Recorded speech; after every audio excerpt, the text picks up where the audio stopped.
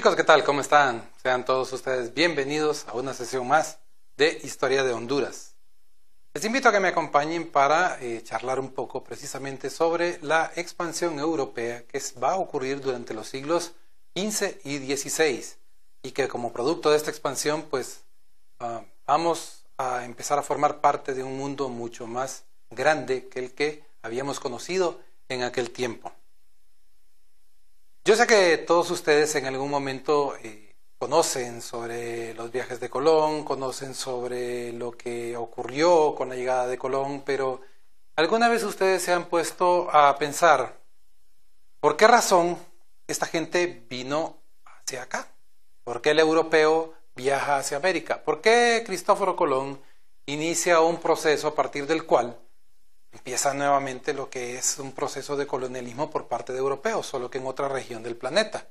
¿Por qué se produce esta expansión europea? ¿Qué buscaban en sus viajes?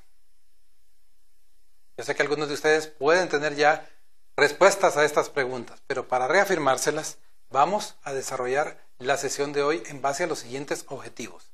En primer lugar, enumerar las razones que originaron la expansión europea de los siglos XV y XVI. Identificar por qué se produjo la expansión europea en dichos siglos, XV y XVI. Como contenidos conceptuales, entonces, tenemos que hablar del nacimiento del mercantilismo, tenemos que hablar de las innovaciones tecnológicas, sobre todo en navegación, y tenemos que hablar también de los llamados viajes de exploración.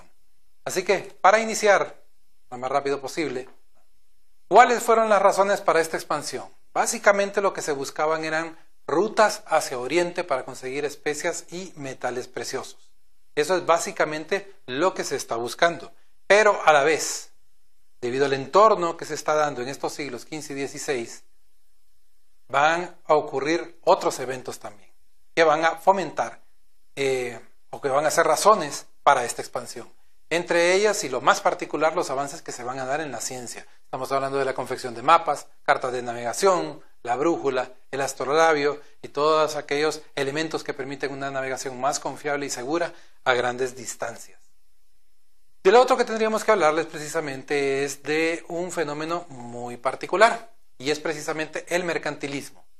La expansión europea en los siglos XV y XVI se va a producir porque ese momento en donde el mundo está dejando de ser feudal, es decir, ya la gente no está tan atada a lo que es la tierra, la labor agrícola y dependiendo de un señor feudal, sino que están pasando a un esquema mediante el cual la gente lo que hace es trabajar para recibir dinero. Y las naciones también están comerciando para incrementar la cantidad de oro y plata que cada uno de ellos tiene. De hecho, en la etapa del mercantilismo se considera que el país que acumule más oro y plata es el país que va a tener mayor solidez o que va a ser el más poderoso entre todas las naciones.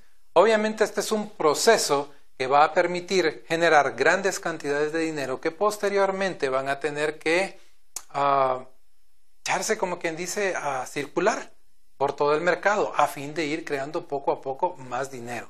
El mercantilismo, podríamos decir, es el momento mediante el cual la humanidad pasa del feudalismo hacia el capitalismo. Ese punto en donde se convierte un sistema al otro. Y en este sentido, entonces, se va a lograr también la consolidación de los estados nacionales monárquicos, es decir, los reyes adquieren una nueva perspectiva de las naciones porque ya tienen un territorio, una población asociados a las leyes que ellos han emitido. Entonces, hay una identidad como naciones. Se definen los estados en Europa. De lo otro que también no podemos dejar de hablar es precisamente del hecho de que el imperio turco, o sea, los otomanos, van a conquistar lo que por muchos siglos fue la puerta de entrada de Europa hacia el Oriente Próximo y el Lejano Oriente. Les estoy hablando de Constantinopla. Con la invasión de los otomanos a Constantinopla se cierra esa puerta y los europeos solamente pueden comerciar a través de una ruta increíblemente larga con estas regiones del planeta. Tienen que dar la vuelta por África para poder viajar hacia la India o hacia China, lo que encarece los costos de los artículos y obviamente hace necesario encontrar rutas alternas de tráfico hacia estos lugares por donde se pueda circular y efectivamente lograr obtener los insumos comerciales que se habían estado llevando a Europa a un precio mucho más bajo.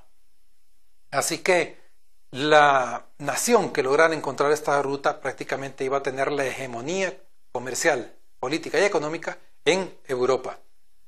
De ahí que se necesita entonces buscar nuevas rutas de exploración, se necesita ir a lugares a donde nadie ha ido antes, a fin de encontrar estas rutas que se necesitan en Europa. Investiguen con sus maestros qué otros elementos del intercambio comercial y de las relaciones económicas propiciaron la expansión europea hacia América, porque otras razones también pudieron haber venido. ¿Qué papel jugaron el avance de las ciencias y el arte durante el Renacimiento, que se entiende como un movimiento cultural, dentro de la expansión europea hacia América?